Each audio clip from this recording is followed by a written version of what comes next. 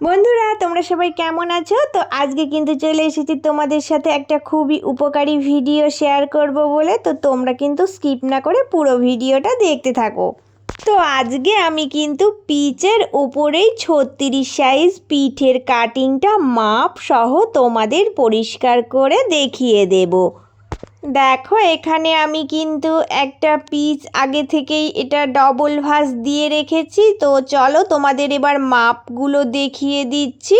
তো উপরের লম্বাটা কিন্তু তোমরা 15.5-তে রাখবে। এবার এই উপরের পয়েন্ট ধরে সোজা কিন্তু তোমরা 6.5-এর 2 সুত মতো বেশি নেবে, কারণ 7 নেওয়ার দরকার নেই, 7-এর 2 সুত কম নিলেই হয়ে যাবে। তো মাঝামাঝি পয়েন্ট রেখে এখানে পয়েন্ট করে সোজা এই দাগটা টেনে কিন্তু মিলিয়ে দেবে। এবার এই 6.5-এর এই পয়েন্ট থেকে সোজা নিচে কিন্তু 6-এ একটা পয়েন্ট দেবে।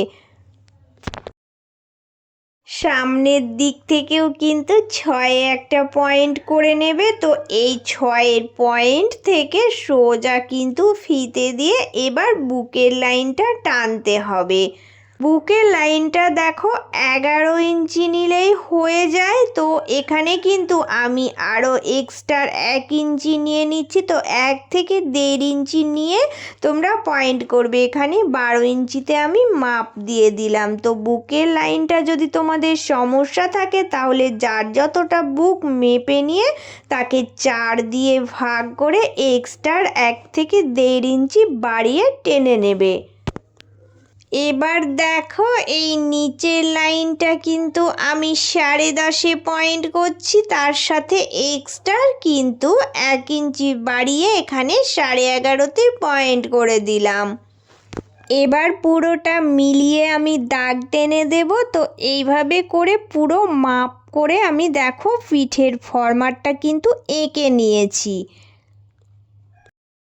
এবার কি করতে হবে দেখো, তো এখানে বগলের সেটআপটা আমাকে তৈরি করতে হবে। তো এখান থেকে দেখো আমি কিন্তু 1.5 ইঞ্চি উপরে তুলবো, তুলে এবার আমাকে মেলাতে হবে রাউন্ড শেপ দিয়ে। তো হালকাভাবে রাউন্ড শেপ দিয়ে দেখো যেভাবে শেপটা তৈরি হয় ওইভাবে করেই মিলিয়ে নেবে।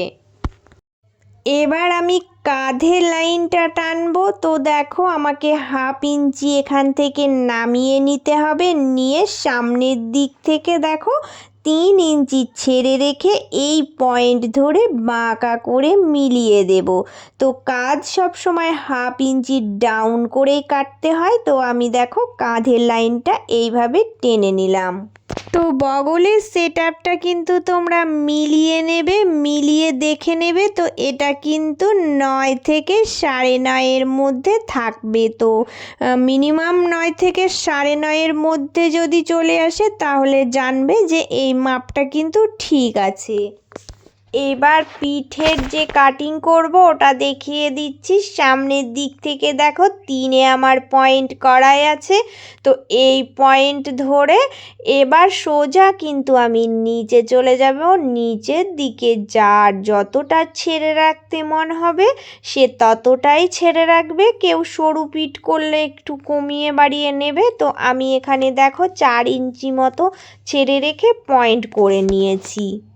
এবার এই দিক থেকেও কিন্তু আমি 3-এর একটু বেশি দেখো পয়েন্ট করে একটা দাগ টেনে নেব, দিয়ে ওপরের যে দাগ আছে 3-এ ওই দাগ থেকে সোজা আমি 4 কোণা আগে বক্স তৈরি করব।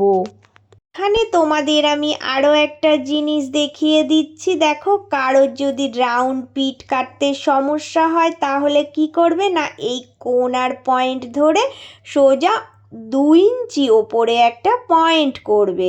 তো এই 2 ইঞ্চি পয়েন্ট ধরে এবার এইটুকু দেখবে তোমাকে রাউন্ড শেপ দিয়ে মেলাতে হবে। তো এইভাবে রাউন্ড শেপটা তৈরি করে নেবে।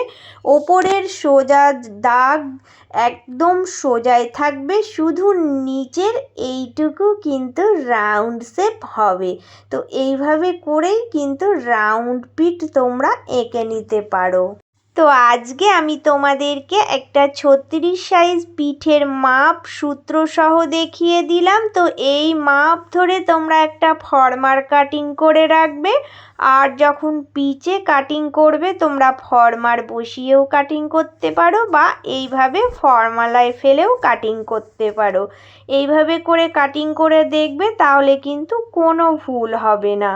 এবার আমি পুরোটা কাটিং করে তোমাদেরকে দেখাচ্ছি।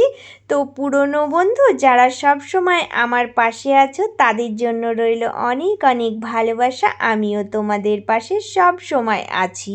তো নতুন বন্ধু তোমরা যারা আজ আমার ভিডিও প্রথম দেখছো, তো যদি আমার ভিডিওগুলো তোমাদের ভালো লাগে প্লিজ বন্ধুরা চ্যানেলটা সাবস্ক্রাইব করে নিয়ে পাশে থেকো। আর পাশে থাকা বেল আইকনটা সব সময়ের জন্য অন করে রেখো। দেখো আমি পুরোটাই কাটিং করে নিয়েছি। তো কাটিং করার পর আমি কিন্তু এটা বসিয়ে আরও একটা মেন ফেব্রিক কাটিং করে নিয়েছি, কারণ আমাকে একটা 36 সাইজ ব্লাউজ বানাতে হবে। তো এই জন্য তোমাদের সাথে আমি আজকে এই ভিডিওটা শেয়ার করে রাখলাম, যদি তোমাদের কারোর কোনো উপকারে আসে। তো বন্ধুরা তোমরা সবাই অনেক অনেক ভালো থেকো, সুস্থ থেকো। চলে আসবো আবারও একটা অন্য কোনো ভিডিওর সাথে।